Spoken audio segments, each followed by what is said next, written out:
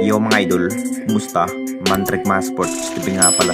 Ating pag-usapan, Barangay Nibra, si Stan, babalik na nga ba sa upunan ng Barangay Nibra at Julius Jefferson tatapusin ang finals. Pero bago na nga yan, kung bago pa lang sa aking channel, huwag mong kalimutan mag-subscribe at i-click ang notification bell para like kang updated sa latest upload natin. So ilang hintay na nga lang po sa pagharap ng Barangay Nibra versus TNT Tropang Giga Best of 7 Series Game 3. Nasa 0-2 win losses pa rin ang nagiging finals dahil wala pa namang panalo ang kupunan ng Jenkins simula hanggang nakakaabot sa Game 2. Masasabing hindi pa rin biro ang nagiging situation ng Barangay Nibra dahil kung makakaabot pa nga rin sa Game 4 at walang panalo, talagang ang TNT Tropang Giga na nga ba ang makakuha sa kampyonato dito sa ating liga. Marami na nga rin ang nagsasabi mas humihina ng araw ang nagiging performance ni Justin Brownlee at ibang player sa finals.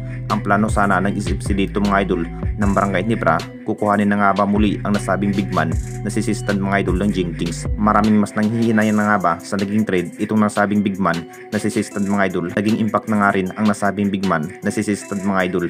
Hindi pa naman kalakasan ang naging respect na si Jody Vance mga idol dahil bagsak pa rin ang kanyang nagiging laro at hindi pa rin nakapagtala ng maraming naitala. Mas mahihirapan pa rin ang Jenkins laban nga sa kupunan ng TNT Tropang Giga kung bakit hindi pa rin nanalo ang Jenkins sa finals. Alam naman nating lahat, nagbago na nga rin ang nagiging ihip ng Jenkins mga idol at ayon pa rin sa mga source, posibleng kukuhanin na nga ba muli ang nasabing big man na si Sistan mga idol. Ang pinangarap sana ng ating home team na makuha nga ang kampyonato ngayong Governors Cup, pero mas malabo na nga rin na makakabalik ito si Sistan mga idol dahil hindi na nga rin ibibigay ng tira per Majip. At dito na naman tayo sa isa pa nating balita, Julius Jefferson tatapusin ang finals. Alam naman nating lahat mga idol, halimaw hassle play pa rin ang nagiging bawat laban itong si Julius Jefferson mga idol matapos binigyan ng masakit sa pagkatalo ng kupunan ng Barangay Nibra Game 1 to Game 2. Hindi na nga rin pinaporma pa ni Julius Jefferson itong si Justin Brownlee sa bited area. Ito pa rin ang dahilan kung bakit mas nakakalamang ang kupunan ng TNT Tropang Giga sa leading scoring machine dahil sa 3-point shot ang nasabing import na si Julius Jefferson ng TNT.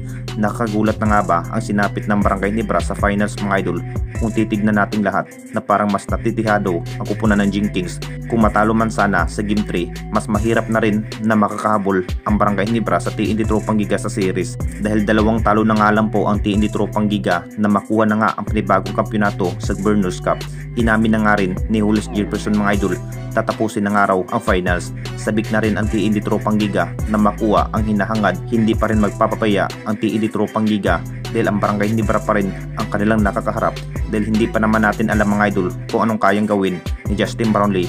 Makakabawi na nga ba ang Barangay Nibra sa Game 3? Anong masasabi ninyo mga idol tungkol sa ating video?